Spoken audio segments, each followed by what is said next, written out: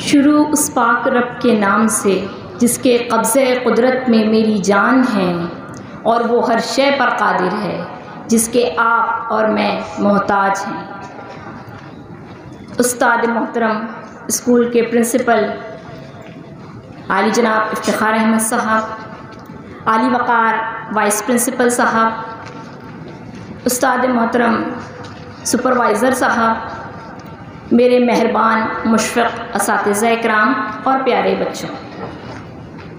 बच्चों, दुनिया में हर शय एक ख़ास मकसद के तहत पैदा की गई है, और जिस मकसद के लिए जिस शय को पैदा किया गया है वो शय अपने मकसद की तकमील कर रही है।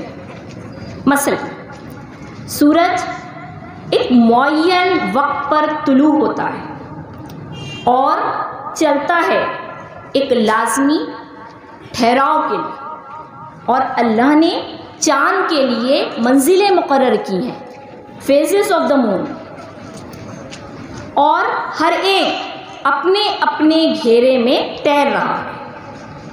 इंसान, उसकी पैदाइश का भी एक ख़ास मकसद है।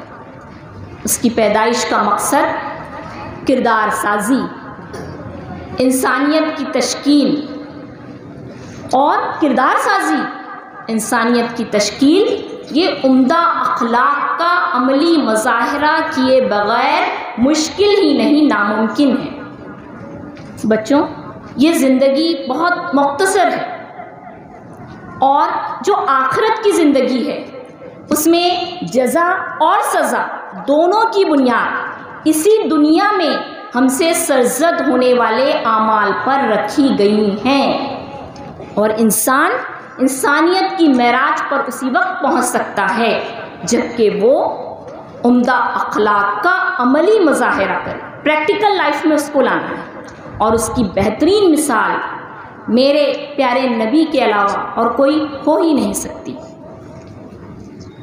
एक अंग्रेज़ मौर्रिख अपनी किताब में मेरे प्यारे नबी को दुनिया में जितने अंबिया कराम आए, जितने पैगंबर आए, सबका हीरो बताता है। और अमरीकी प्रोफेसर, तारीख़ के प्रोफेसर, वो अपनी किताब में लिखते हैं कि तारीख़ इंसानी का सबसे बड़ा इंसान मोहम्मद सल्लल्लाहु अलैहि वसल्लम। तो ये कोई आम बात नहीं है। अखलाक एक वसी, अखलाकियात एक वसी मौजू है जिसके बारे में जितना कहा जाए वो कम है। अखलाक का लग़वी माना होता है आदत, तौर तरीक़ा, आदाब, और हमें आप सल्लल्लाहु अलैहि वसल्लम के बताए हुए आदाब पर चलना है, तभी हमारी दुनियावी ज़िंदगी और आखिरत की ज़िंदगी दोनों कामयाब है। आप सल्लल्लाहु अलैहि वसल्लम की हयात तय्यबा, आपका उसवा-ए हसना, आपका अखलाक़ हसना हमारी कामयाबी की ज़मानत है अगर हम उस पर अमल करते हैं तो। प्यारे आका आप सल्लल्लाहु अलैहि वसल्लम ने कभी भी बुलंद लबो लहजा इख्तियार नहीं किया, हमेशा नरमदिली से बर्ताव किया। आप जो भी आपके साथ आपको तकलीफ़ पहुंचाता, आपको दर्द देता, आप पर जुल्म ढाता, आप सबके साथ बहुत ही, अगर कोई जुल्म करता तो उसको माफ़ करते, अगर कोई आपको गुस्सा दिलाता, इश्तियाल अंगेज़ी के बावजूद आप मुश्तिल ना होते। बच्चों, ये बहुत बड़ी बात है कि अगर कोई आपको गुस्सा दिला रहा है उसके बावजूद आप मुश्तिल ना हो रहे हैं। आप सफ़र ताइफ लो, सफ़र ताइफ में आपके साथ क्या हुआ?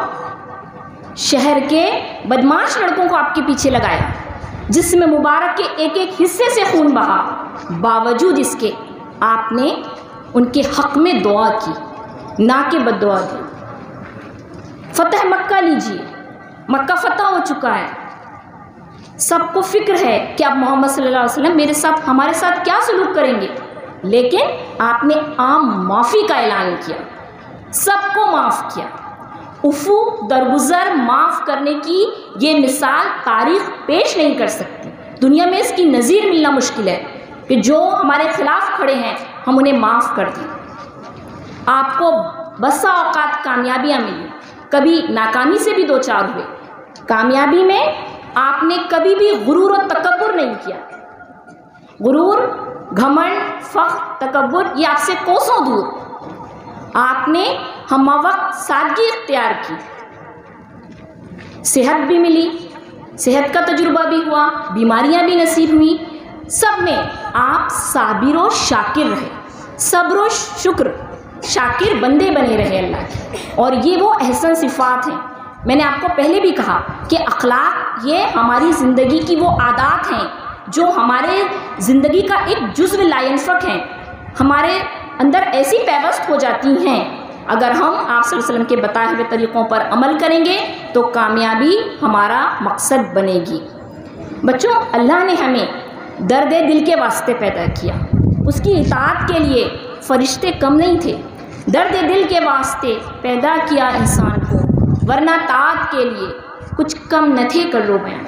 उसकी ताअत के लिए, उसकी फरमाबरदारी के लिए फ़रिश्ते कम नहीं थे, लेकिन इंसान को पैदा किया, उसका एक ख़ास मकसद है और हमें इस मकसद को पूरा करना है। ये थे आप सल्लल्लाहु अलैहि वसल्लम के चंद मुख्तसर औसाफ जो मैंने आपसे कहा।